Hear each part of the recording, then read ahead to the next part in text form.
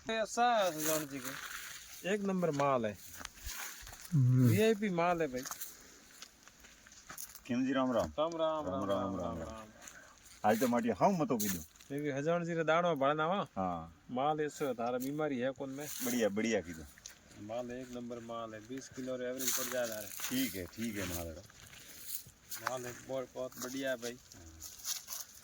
और कैसा है मेरे साथ में हाँ ये देखो 300 की साइज होगी। हाँ ये देखो सोना है, सोना एक नंबर सोना है।